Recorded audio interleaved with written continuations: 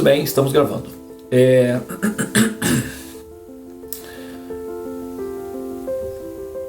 Bom, primeiramente deixe-me oferecer minhas respeitosas reverências aos pés de lótus do Mestre Espiritual. Hariom Magyana Timirandasya Gyananjana Shalakaya Chakshurunmilitan Jena Tasmai Shri Gurave Namaha. Eu ofereço minhas respeitosas reverências aos pés de lótus do Mestre Espiritual que está abrindo os meus olhos com o archote do conhecimento transcendental.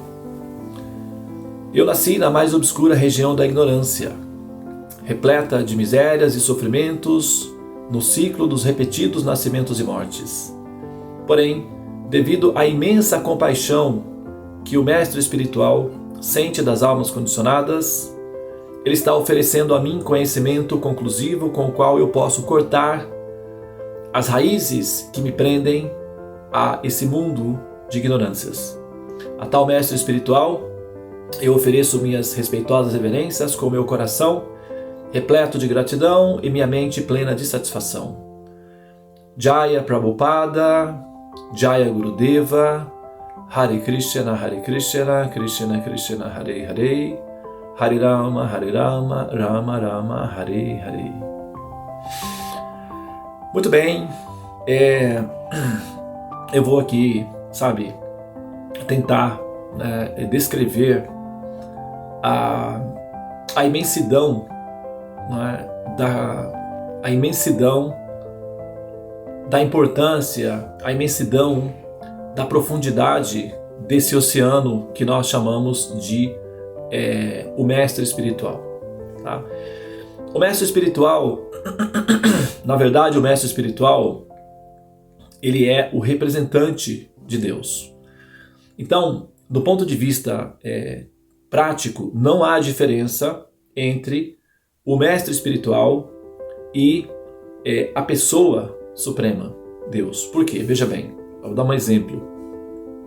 Vamos supor que você seja o representante de uma empresa, digamos, que você represente aí, hoje em dia está em expansão o mercado de energia solar.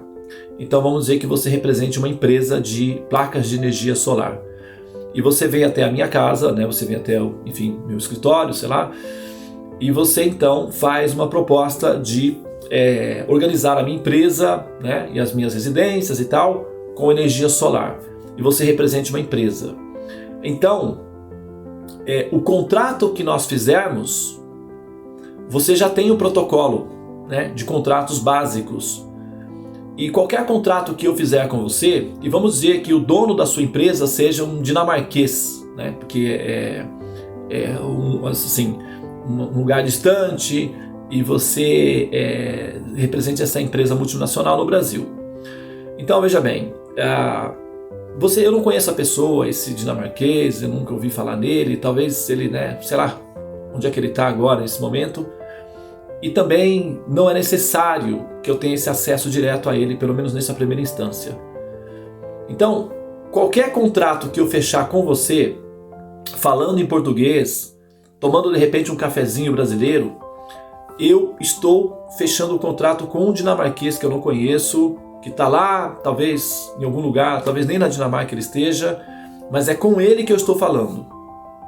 Você está representando ele. Então, qualquer contrato que eu fechar com você, eu fecho com ele. Tá? Foi por isso que Jesus disse para os apóstolos. Então, esse conceito de guru, do mestre espiritual, ele é um conceito que ele está bem elaborado dentro dos termos védicos, do conhecimento védico. Fora do conhecimento védico, a gente não encontra muito bem essa referência, a não ser na forma como Jesus orientou os discípulos. Certa ocasião, ele mencionou que o que vocês ligarem na terra estará ligado no céu. O que vocês desligarem na terra, do céu se desliga automaticamente. E isso ele falou para os discípulos dele. Por que isso? Porque assim, o representante do mestre fala em nome do mestre e os contratos que o representante do mestre, ou seja, as orientações que o representante do mestre oferece, ele na verdade, o mestre autêntico, porque também você precisa representar, você precisa ser autêntico na empresa para poder representar a empresa. Você não pode vender um produto se você não faz parte da empresa, então você tem que ser autêntico primeiramente, Então o mestre autêntico, ele na verdade ele representa Deus, que é o mestre original. O mestre original é Deus. O mestre espiritual representa esse mestre original, que é o proprietário da empresa, os universos, materiais, espirituais, etc. Então, o mestre espiritual, na verdade, ele representa Deus nesse sentido de que as orientações que o mestre espiritual dá vai fazer com que você, ao recebê-la, se torne um ser integrado ao Supremo. Você se reintegra ao Supremo. Apesar de que não há nenhuma possibilidade de que nós, em algum momento da nossa existência, estejamos separados do absoluto. Porque o absoluto é simplesmente absoluto. Pela lógica racional, não tem como você se separar do absoluto. Então não existe nenhum momento na história da existência que você tenha se separado de Deus. Não existe essa separação de Deus. Essa ideia de separação de Deus é um separatismo que surge na consciência da alma condicionada, que vive em função dos mecanismos tridimensionais. Então, o mestre espiritual, que é um ser integrado ao absoluto, consciente de que não há diferença entre ele e o absoluto, ele está unificado com o absoluto, ele então entende que você está, a alma condicionada, desconectada do absoluto, e a missão dele é reconectá-la, mas não, isso chama-se religare, em latim, daí é que vem o termo religião. Religião vem de religar, ou religare, e essa religação, na verdade, ela é simplesmente uma readaptação técnica da forma de entender a realidade. Isso não significa que o ser se desligou de Deus, como na metáfora do filho pródigo. Teoricamente, o menino se desligou da família, mas ele, na verdade, nunca se desligou, porque ele ficou... Quem conhece a parábola do filho pródigo, que ele saiu e tal, e foi lá gastar o dinheiro dele, longe do pai, e depois ele retornou.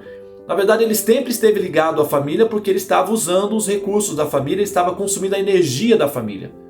E quando acabou esses recursos, então ele retornou em busca de mais recursos. Então ele nunca se desligou de fato. Ele ficou esquecido, ele se esqueceu da relação que ele tinha com a família. Então foi um esquecimento, na verdade, não foi um desligamento, assim. Então, tanto é que ele voltou, Agora, o que acontece conosco, almas condicionadas, é que nós nos esquecemos da nossa relação com o absoluto, nós nos esquecemos. E ao nos esquecermos do nosso relacionamento que temos eterno com o absoluto, nós somos absorvidas, melhor dizendo, na ilusão da ignorância, e isso nos condiciona, ou seja, nós entramos num campo, nós ficamos numa categoria de almas em que nós somos forçadas a acreditar que o corpo que nós vivemos é aquilo que nós somos. E isso dá um efeito colateral, que a gente já sabe qual é, da medo, da ansiedade, e aquela coisa, assim, tipo, tem que morrer, então, não, mas eu não gosto e tal. E aquela coisa toda que a gente já conhece, que é o efeito colateral do condicionamento da ignorância em que nós pensamos que nós somos o corpo. Isso, pode ser resolvido com conhecimento. Tem que ter boa vontade para ouvir, Mas a pessoa que tem boa vontade para ouvir acaba entendendo. O mestre espiritual, ele tem essa função de ficar tocando nessa tecla. Alô, desperta, venha cá, o que você está fazendo? Por que você não presta atenção no caminho que você está andando? Você não gostaria de ficar atento? Você não gostaria de despertar? Você não gostaria de voltar ao lar? Voltar ao Supremo? Mas Devananda, voltar ao lar, voltar ao Supremo não significa que eu estava lá e saí? Não necessariamente. Como por exemplo no caso de um sonho. Quando você sonha, você sai da sua cidade e vai para outra. Quando você acorda, você percebe que você nunca saiu da sua cidade. Então quando nós despertamos, nós entendemos que nós nunca saímos do absoluto. O mestre espiritual, que é o devoto puro, autorrealizado, ele entende isso. E esse entendimento faz com que ele sinta a compaixão das outras almas que não têm esse conhecimento. Por quê? Devido à falta desse conhecimento, o que acontece? A alma sofre. A alma, ela traz nos olhos a ansiedade. O devoto puro, ele olha nos olhos das almas e ele vê a alma assustada, com medo. Sabe? Ela pode estar até rindo, se divertindo, comemorando. Mas no fundo, o mestre espiritual, o sábio, o devoto autorrealizado, sabe que aquilo é apenas um paliativo. Ela está se aliviando da tensão que ela vive constantemente, que é o medo existencial, que, sabe, assim, a placa que oprime a alma. Então a alma, embora seja um ser, na sua essência, limpo das ignorâncias e da violência, um ser encantador, porque o ser humano, ele é um ser, porque a alma, né, e o ser humano já é uma alma num certo estágio de amadurecimento significativo, então já manifesta certas qualidades, certas características divinas, certos encantamentos, né, que nos tornam, assim, enternecidos com a existência da alma através do ser humano. Então existem muitos seres humanos que a gente sabe que são seres encantadores. Um ser humano, ele pode ser um ser encantador, gracioso, maravilhoso, né? E aí a gente encontra isso muito, né, na nossa relação com as crianças. Esse final de semana tinha uma criancinha, né, eu estava montando as arenas, né, da cerimônia de fogo, e tinha uma criancinha me ajudando, né, querendo me ajudar e tal. Posso fazer isso? Posso fazer aquilo? Eu falo, pode. Então, em determinado momento eu parei em uma delas e falei assim, escuta, ela perguntou, posso fazer isso? Eu falei, se você me responder uma pergunta, pode. Aí ela falou, pois faça sua pergunta. Pois faça sua pergunta, assim, com aquela maturidade. Eu falei, pois muito bem, vou fazer. O que você quer ser quando você crescer? A pergunta básica a gente costuma fazer, né? O que você tem 4 aninhos a menina, né? Não esperava que ela fosse me dar um, né? Então ela olhou pra mim, uma adulta. Eu quero ser uma adulta. Pois muito bem, eu acho que é isso que você vai ser mesmo. Então, isso, você tem uma inter-relação com um ser que é humano, é um ser humano, um ser humaninho, mas é algo que simplesmente torna a vida encantadora. Isso é encantador. A alma é um princípio encantador. É claro que esse ser humano vai crescer, esse ser humano vai deparar-se com a violência do mundo, com a frustração, com a crueldade do mundo. Esse ser humaninho, assim, ele vai se transformar, ele vai ter que criar um embrutecimento para poder sobreviver às várias, os contatos que esse ser vai ter, né, com outros seres humanos que estão, alguns deles muito adoecidos, e isso vai haver uma transformação nisso daí. Mas imagine esse ser se não houvesse um mundo, se não houvesse violência, e se não houvesse ignorância, se esse ser humano fosse sempre assim alegre, entusiasmado, feliz, querendo fazer coisas, e não houvesse violência no mundo. Com esse ser, imagina se todos os seres fossem assim, se todas nós fôssemos assim, enquanto almas, se nós crescêssemos num ambiente sem violência e sem letargia também, né? Porque só sem violência também não significa muita coisa, porque as pessoas que são desestimuladas ou desentusiasmadas, por si só elas são violentas contra si mesmas, porque elas acabam deixando de experimentar felicidade em criar, em fazer coisas, e acabam experimentando apenas a sensação do assim chamado bem-estar produzido pela letargia, que na verdade é um estado de uma espécie de adoecimento da alma, né? A alma é sempre ativa, a alma está sempre em atividade. Então o mestre espiritual, ele tem esse sonho no coração, e esse era o sonho de Jesus, por exemplo, que é o sonho de uma mãe, né? É o sonho de toda mãe. O sonho de Prabhupada era formar uma sociedade universal, uma sociedade planetária de devotos de Krishna que falassem do amor de Krishna e, tornasse os homens crianças, como o poeta, né, Carlos Drummond de Andrade, que também poderia ser profeta nesse caso, com o poema Eu Preparo uma Canção né, que faça adormecer os homens e acordar as crianças. E essa canção que faz adormecer os homens e acordar as crianças, essa canção é a canção do Supremo, é o Mahamantra, sabe, é o cantar dos santos nomes de Krishna. É Krishna, que é uma criança. Krishna é uma criança feliz, né? O amor é uma criança feliz. A expressão mais deliciosa, encantadora do amor é uma criança feliz, né? Todo mundo fica feliz com uma criança feliz. Então, crianças felizes, assim é repleto o reino de Deus, é repleto de crianças felizes. Por isso que, né, Jesus mencionou que o reino de Deus pertence às crianças felizes, né?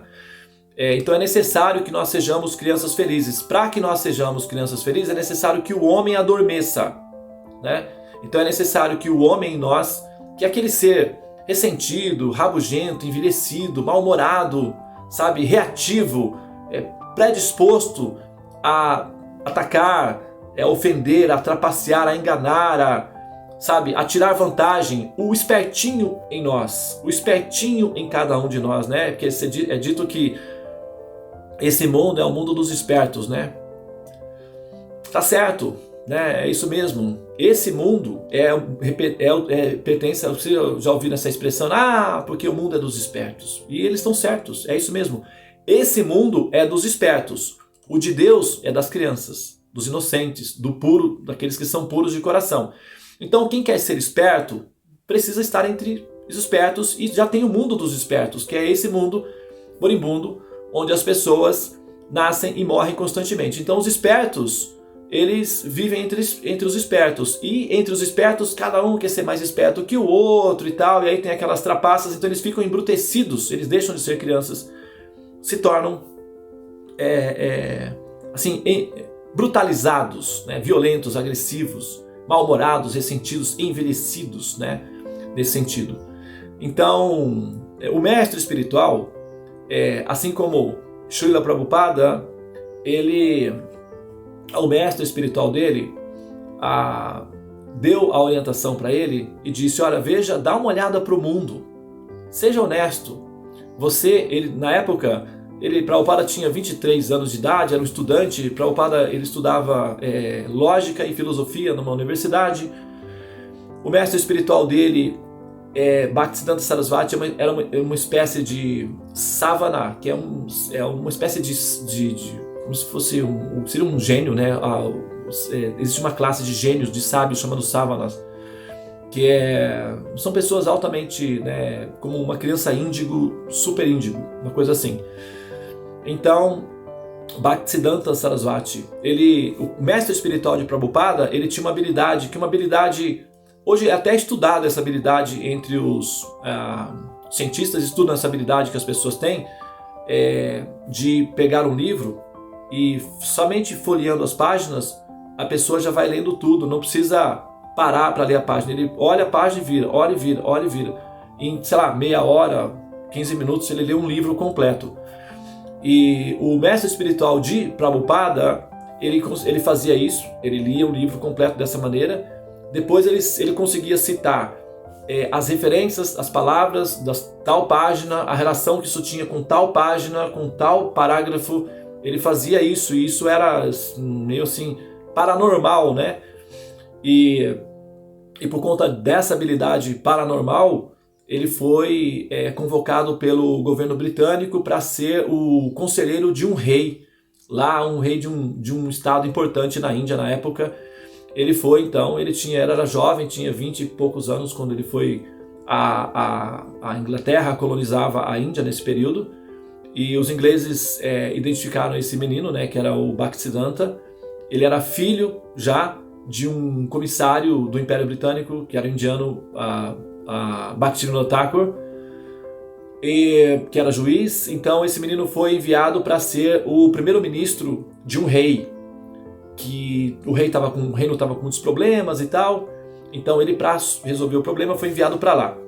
Ele era astrólogo védico. Ele escreveu um livro chamado Surya Siddhanta, que eu estou estudando ele junto com outros astrólogos indianos, né, atualmente. Então, ele foi ser conselheiro real e astrólogo do rei. Então ele foi lá, né, fez as análises e deu orientações ao rei e pronto, tirou o rei do problema, educou o filho do rei, né, com filosofia, etc.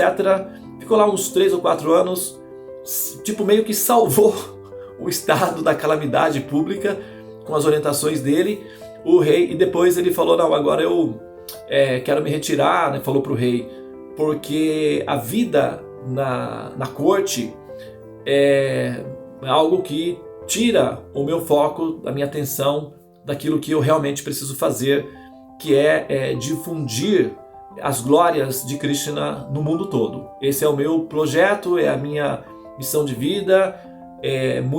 Fico muito feliz de ser honrado assim, de ter vindo aqui te dar orientações, mas eu preciso dar atenção à minha missão e eu sinto muito, tenho que deixar o seu palácio. O rei então, né, assim, de mãos postas, implorou que ele ficasse. Ele então concordou em ficar apenas 1 ano a mais, não para administrar o reino, mas para dar orientações ao filho do rei. E assim foi, ele ficou 1 ano mais, orientou o filho do rei na filosofia. Esse filho do rei depois se transformou um príncipe, num devoto de Vishnu encantador, assim, maravilhoso. E Bhaktisiddhanta Sarasvati, então o rei, como forma de agradecer Bhaktisiddhanta pelo trabalho prestado, deu uma aposentadoria vitalícia para Bhaktisiddhanta. Então ele ganhava um valor, um salário que o rei concedia a ele de tempo vitalício, ou seja, para toda a vida. Então, com isso, Bhaktisiddhanta ficou livre da responsabilidade, da preocupação de ter que manter-se a si próprio e passou a dedicar-se exclusivamente ao estudo das escrituras e a escrever livros. E ele então revitalizou a consciência de Krishna na Índia, tornou o movimento Hare Krishna conhecido na Índia, respeitado dentro da Índia. E na época era o movimento do Gandhi, e ele simultaneamente era o Gandhi e Bhaktisiddhanta Sarasvati, as duas pessoas mais importantes da Índia. O Gandhi na política e Bhaktisiddhanta na espiritualidade. E o Srila Prabhupada, o nosso mestre espiritual, que é o que veio no Ocidente trazer a mensagem da consciência de Krishna, trazer Krishna para nós, era um estudante, um jovem, tinha 22 anos ou 23 anos, e Prabhupada foi então assistir uma palestra de Bhaktisiddhanta dada na universidade. E Bhaktisiddhanta então o reconheceu imediatamente, né, entre os estudantes como um Vaishnava. Por conta, né, entre devotos Hare Krishna é incrível, a gente se reconhece. Eu estava em São Paulo na 25 de março fazendo compras e de repente passou uma pessoa perto de mim e pelo cheiro eu reconheci que era um devoto, pelo cheiro da pessoa. Eu parei, olhei e não tinha a sika, não estava vestido como Hare Krishna, estava normal na 25 de março. Eu fiz questão, falei, não, eu vou fazer eu quero ver essa intuição, se é válida mesmo. Toquei na pessoa e falei, olá. Ela, olá, posso fazer uma pergunta assim, você é um devoto de Krishna? Sim, eu sou um devoto de Krishna. E falou o nome dele, eu falei, pois eu sou um devoto de Krishna. Mas como que você me reconheceu? Pelo seu cheiro. Mas como? Cheiro de incenso, cheiro de essências, é um cheiro característico que nós temos, né, entre nós. E ele falou, nossa, poxa vida, pior é que é assim mesmo, né?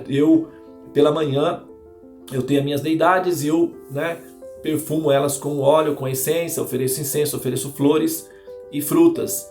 Então, é esse cheiro que eu senti, o cheiro de altar. Então, a gente se reconhece, sabe? Pelo olhar a gente se reconhece.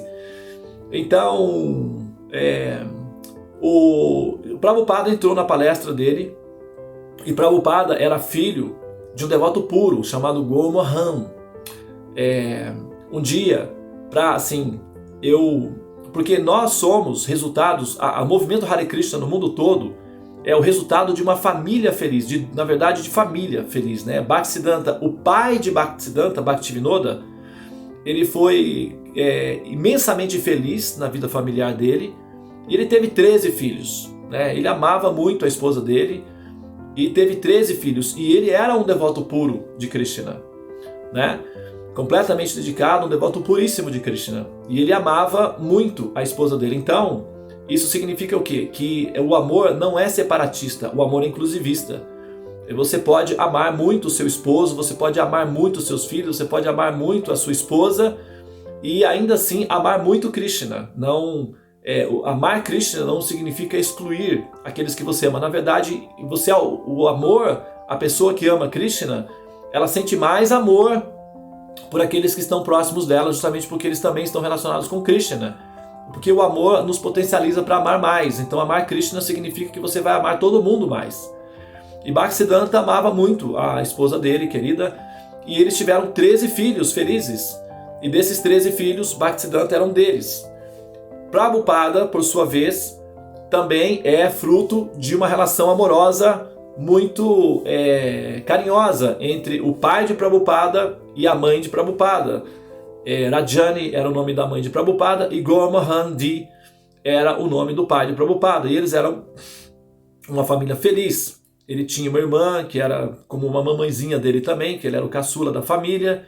Então o Prabhupada cresceu num ambiente cercado de amor familiar, de felicidade familiar.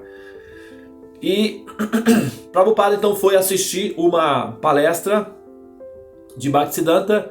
Bhaktisiddhanta deu várias orientações, né, filosóficas, e depois mandou chamar ele num canto e falou: por que você veio a essa palestra hoje?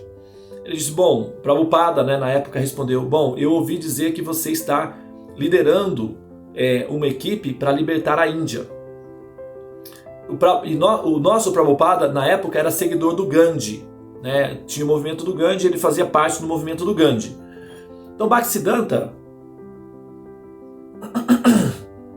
disse para ele o seguinte, porque assim, o mestre espiritual também, o astrólogo, tem uma categoria de astrólogo que é a categoria Brigo. Tem uma categoria de astrólogo que são Parácharas, né? E tem uma categoria de astrólogos que são chamados Brigos. Então essa categoria Brigo, eles são videntes, então eles não precisam abrir o mapa astral da pessoa. Basta olhar a pessoa ou algum objeto da pessoa, uma camisa, uma foto, um óculos, para poder saber tudo sobre a pessoa. São Brigos. E Bhaktisiddhanta Sarasvati era um Brigo. Ele tinha transcendido já a parte Madhyama, porque os Parácharas, os astrólogos Parácharas são Madhyamas. E os astrólogos Brigos, dentro da categoria, são Uttamas. Então o Paráchara, ele vai gradualmente aprendendo a como ser um Uttama. E ele acaba se tornando um Brigo. Então, e Bhaktisiddhanta já era um Brigo, né? E ele olhou para Prabhupada e ele pôde entender tudo já imediatamente, né? E disse: você está não. Então Prabhupada disse: você está. Bhaktisiddhanta perguntou: por que você veio à palestra? Bom, porque eu ouvi você que você é um grande mestre espiritual e você está tentando libertar a Índia do jugo britânico. E Bhaktisiddhanta respondeu: não, eu não tenho tempo para a política. A minha missão é assim, muito mais importante do que a política. Eu não tenho tempo, eu não posso esperar que a Índia seja libertada politicamente para libertar o mundo da ignorância. A nossa missão é libertar não a Índia, não os indianos. Nós não somos indianos, não somos americanos, não somos ingleses, não somos franceses, nós somos almas. E todas as almas estão sob o jugo de um império assim, cruel, chamado ignorância. E a nossa missão não é libertar os indianos, a nossa missão é libertar as almas. Então, pense grande.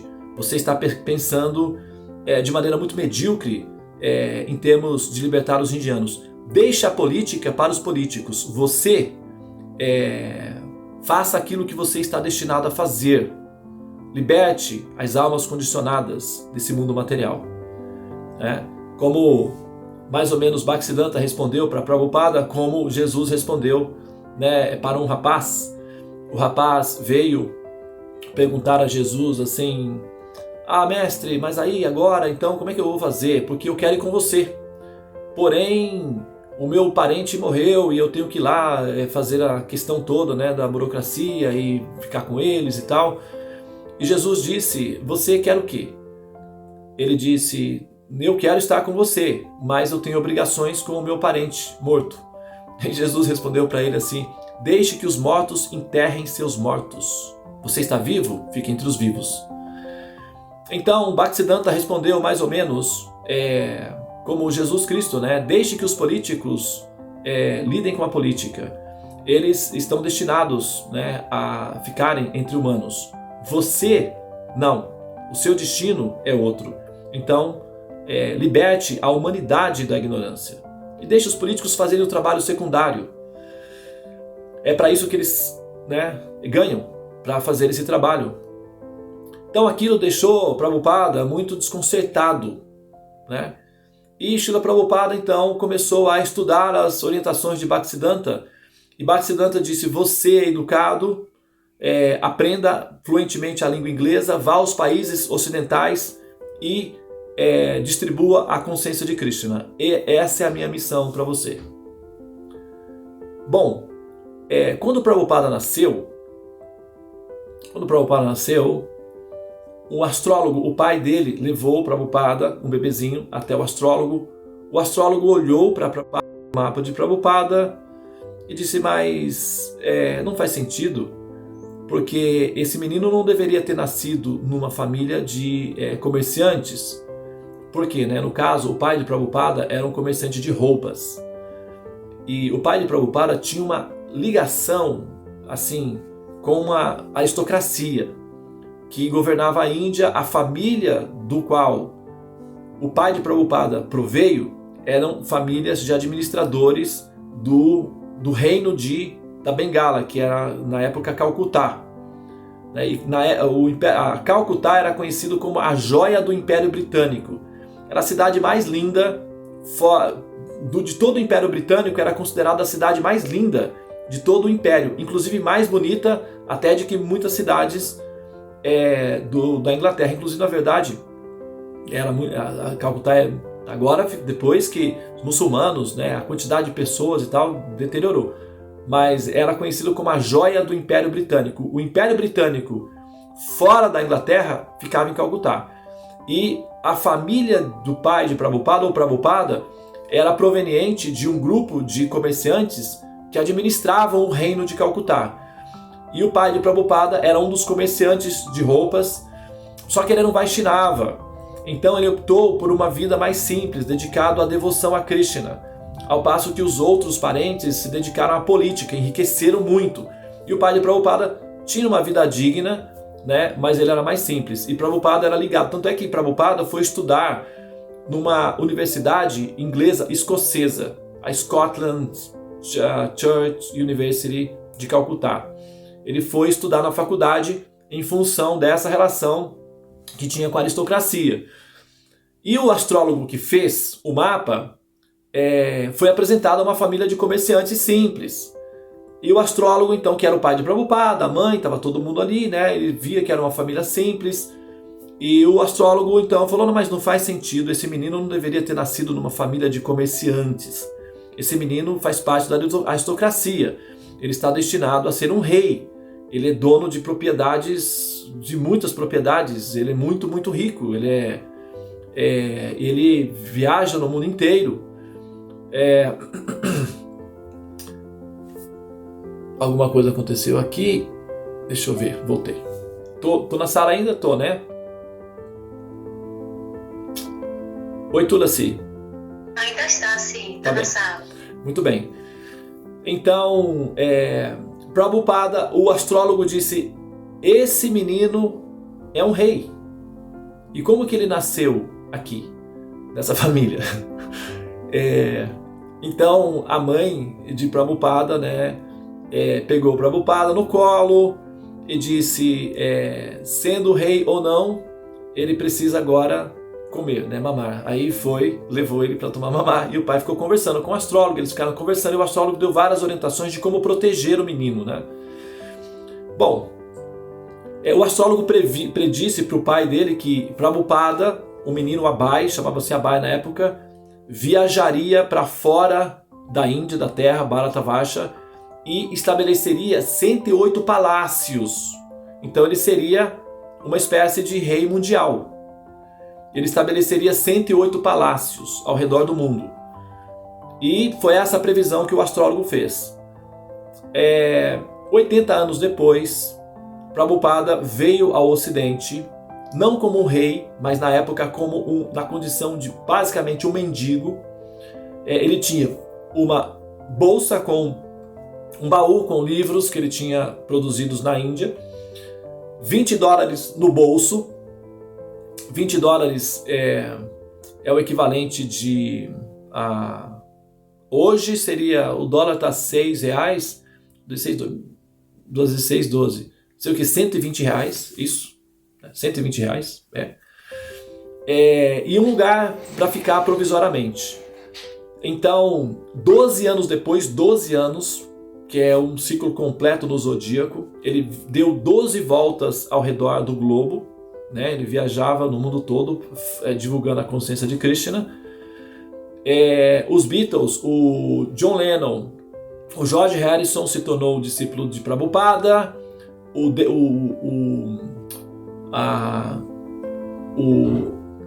herdeiro do Henry Ford, o que dá dos carros lá dos Estados Unidos, né, que criou os carros e tal, o filho dele se tornou discípulo de Prabhupada, e um dos Beatles, né, 2 dos Beatles se tornaram discípulos de Prabhupada também. Então, essas pessoas e muitos outros, né, personalidades ao redor do mundo, né, atores e tal, e pessoas importantes, acabaram se tornando discípulos de Prabhupada, aprendizes de Prabhupada. E quando Prabhupada abandonou, estava em 1977, quando Prabhupada estava para abandonar o corpo, ou abandonando o corpo, o 108º templo foi estabelecido. Então, Prabhupada fundou 108 templos ao redor do mundo, conforme foi predito, né, pelo astrólogo. Só que o astrólogo previu palácios, né? Como cada templo é dedicado a Krishna, e Krishna é um príncipezinho, então cada templo é um palácio, né, para que o príncipe, né, Krishna, seja então aí servido, né, pelos seus súditos queridos, né, que são seus devotos. Então cada templo de Krishna é um palácio, e Krishna é o príncipe que preside esse palácio. Então Prabhupada realmente estabeleceu 108 palácios ao redor do mundo. Alguns desses palácios eram palácios reais, palácios mesmo. Na Europa, muitas pessoas doaram palácios, né? Palácios medievais, inclusive na França, ele tem, na Alemanha, na Bélgica, na Europa como um todo, né? Tem muitos palácios que se tornaram templos de Krishna.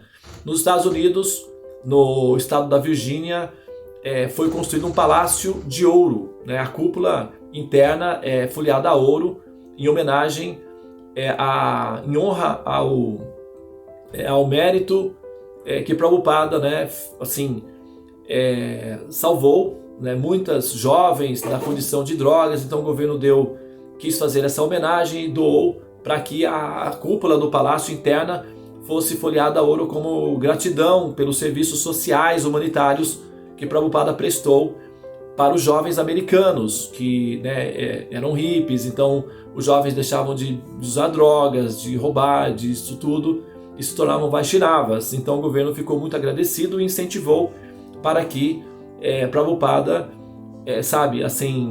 divulgasse. Nessa mesma época de Prabhupada, uma curiosidade interessante, que eu vou terminar minha fala agora, não sei se vocês já ouviram falar no Osho. O Osho, né? O Rajneesh Osho. Então, o Rajneesh, os discípulos de Rajneesh davam para o Osho, né? Vocês podem procurar depois lá para pesquisar, Osho, O-S-H-O, Osho. Aí vocês procuram lá, como morreu o Osho, né? Vocês vão ver que existe um estudo feito indicando que possivelmente pessoas ligadas ao governo americano teriam assim, envenenado, né, para que o Osho falecesse envenenado, alguma coisa assim. E em função do fato de que os americanos, o governo americano entendia que esse líder, guru indiano, meio que talvez iludia, explorava, né, os jovens americanos, e ele gostava de ganhar de presente carros de luxo. Então ele tinha uma coleção de 108 carros de luxo pessoais para esse guru chamado Osho na época, né? E o governo, ele não era muito, assim, não tinha uma visão favorável em relação ao Osho, porque os americanos davam dinheiro para esse guru, né? Indiano, Osho. Já no caso de Prabhupada, o governo homenageou Prabhupada, reconheceu, né, o trabalho humanitário de Prabhupada para o governo americano, em função de que os jovens deixavam de se drogar, e os jovens de Prabhupada, eles não davam dinheiro, carros para Prabhupada. Prabhupada tinha um carro simples. Às vezes, quando eles queriam levar a Prabhupada para um hotel, para o aeroporto, eles alugavam um carro um pouquinho melhor para levar a Prabhupada. Mas todo o dinheiro que Prabhupada recebia, ele dizia assim: esse dinheiro deve ser revertido em livros, templos e distribuição de alimentos. Onde tiver um templo de Vishnu, 13 quilômetros ao redor, ninguém pode passar fome. Se num raio de 13 quilômetros ao redor de um templo alguém estiver passando fome, isso significa que nós estamos fracassando na nossa missão. Então, livros, templos, prashadam, que é a distribuição de alimentos. Essa é a nossa missão. Livros, que é conhecimento, um templo para onde as pessoas possam, cultivar o conhecimento, e alimentos para que as pessoas possam se sentir bem, ter o que, né, assim como até como pensar e ter satisfação. Alimentos não devem faltar. Então todos que vão ao templo de Krishna normalmente são alimentados. E a gente tem um programa, né, também de distribuição de alimentos, que eu acho que até vocês já devem conhecer, né? Recentemente uma atriz da Globo fez um depoimento favorável ao nosso programa de Alimentos para a Vida, que está bem ativo lá no Rio de Janeiro. A gente está começando a ativar, já teve muito aqui na cidade onde eu estou, mas nós estamos reativando esse projeto de Alimentos para a Vida, chama-se Food for Life. É um programa que tem 40 anos e foi já reconhecido em vários países. Nas guerras, principalmente, os devotos de Krishna vão distribuir alimentos. Teve uma guerra entre a Rússia e outro país aí, que era assim, dava um determinado horário, os soldados paravam de lutar, de atirar, eles tinham um prazo de 2 horas, os devotos de Krishna iam dos dois lados, alimentavam os soldados dos dois lados, distribuíam alimentos dos dois lados, depois eles se retiravam, eles voltavam. Isso foi registrado, os jornais, né, na época. Então, na hora em que os devotos chegavam com as comidas, as prachadas, os soldados paravam de lutar, comiam, e depois, quando terminou a guerra, o governo dos dois países reconheceram o trabalho humanitário dos devotos de Krishna e deram para eles terras e concessão para que eles fundassem templos e tal, e continuassem o programa de Alimentos para a Vida, que continua até hoje. Então isso foi uma orientação do nosso mestre espiritual, Prabhupada. Ele, quando foi para a Rússia pela primeira vez, na época, ele teve que, né, ele foi sair na cidade para conhecer a cidade, que era Moscou na época, e tinha um grupo de pessoas na fila, e tinha senhoras, né, ele viu que a cidade era toda limpinha, bem organizada, então tinha senhoras na fila com um papelzinho. Ele perguntou para o discípulo para que servia aquela fila, e o discípulo disse que era para pegar o leite. Então o Prabhupada perguntou: essa fila é apenas para ter leite? E os devotos disseram: sim, Prabhupada, aqui o leite é racionado. Prabhupada chorou, né? Ele lacrimejou e disse: a consciência de Krishna na Índia, todo mundo tem leite, todo mundo tem uma vaquinha, todo mundo tem leite. As pessoas precisam ter pelo menos o básico de alimentação. Por favor, me ajudem a estabelecer a consciência de Krishna aqui nesse país, e nós vamos ensiná-los a criar as vacas para ter leite, e vai ter esse problema de falta de leite, vai acabar. Nós precisamos ensiná-los a consciência de Krishna, assim eles deixarão de matar as vacas e vai ter mais leite. E pela lógica, eles não têm leite porque matam as vacas, como vai ter leite? Bom, o Prabhupada também tinha um coração muito ingênuo, né? Ele era muito ingênuo, num certo sentido, porque era muito puro.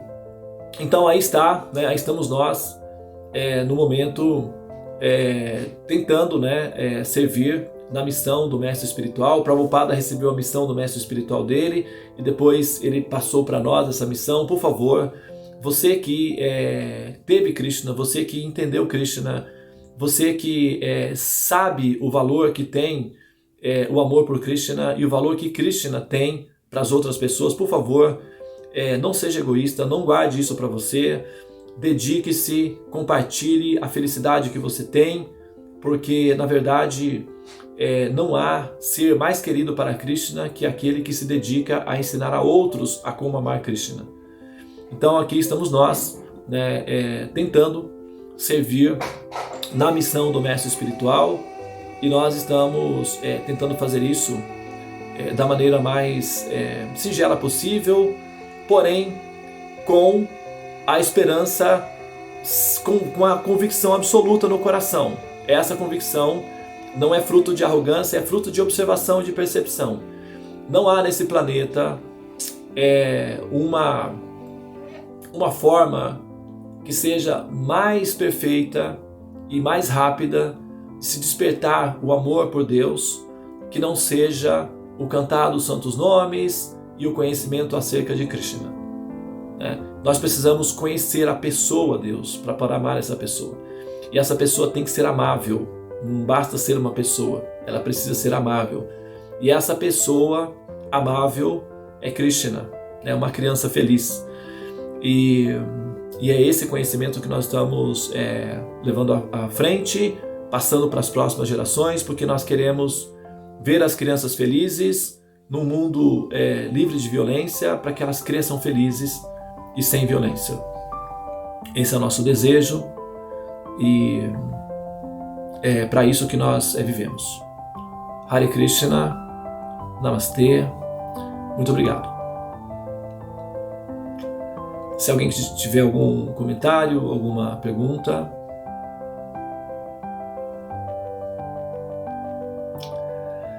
Muito bem, então eu vou concluir aqui. Muito obrigado pela sua atenção. Srila Prabhupada, Patita Pavana. Patita Pavana significa aquele que resgata a alma dos sofrimentos, né? O mestre espiritual, Patita Pavana. Aquele que tem tanta compaixão que dedica a sua vida a resgatar as almas da ignorância da existência material. Jaya Prabhupada, Jaya Gurudeva, Hare Krishna, Krishna Krishna, Hare Hare, Hare Rama, Rama Rama, Hare Hare. Ó energia suprema de amor divina, desperta-me, eleva-me, envolve-me, protege-me. Hare Krishna.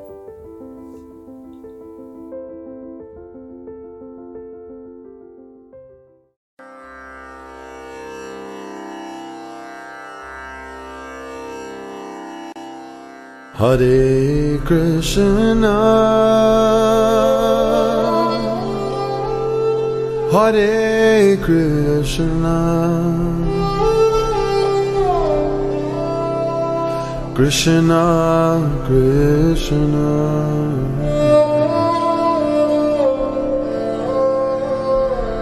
Hare Hare,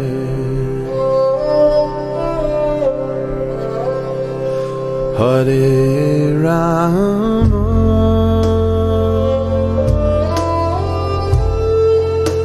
Hare Rama,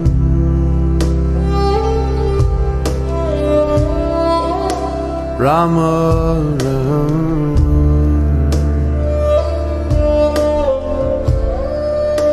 Hare Hare.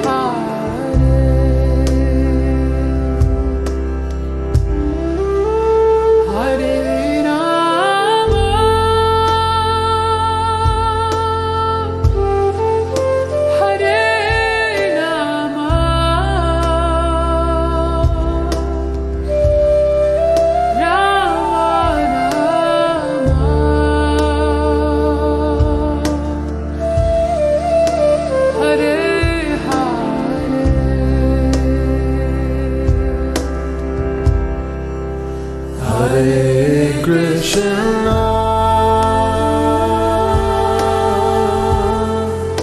Hare Krishna,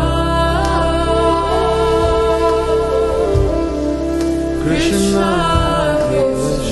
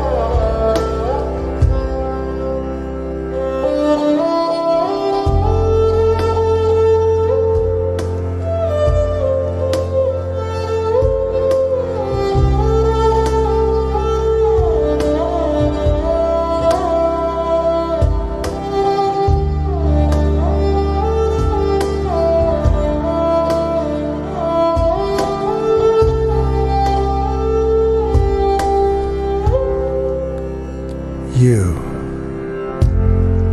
could become a great horseman and help free yourself and this world, though only if you in prayer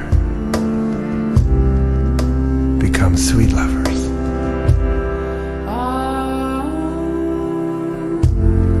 It is a naive man who does not think we are engaged in a fierce battle.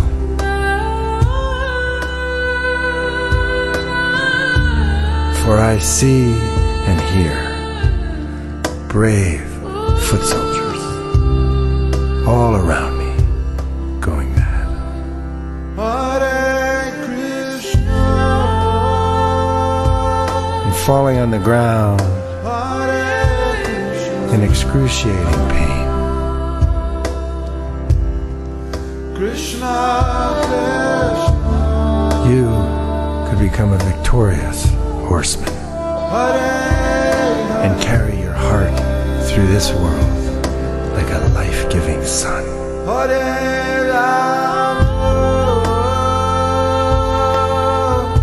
Though only if you and the Great Spirit become sweet lovers.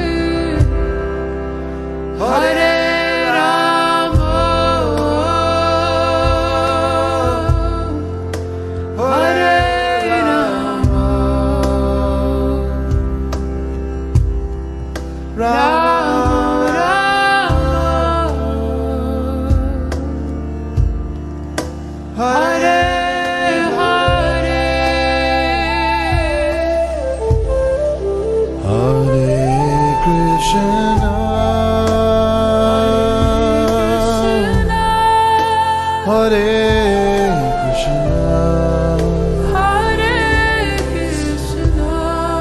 Krishna Krishna, Hare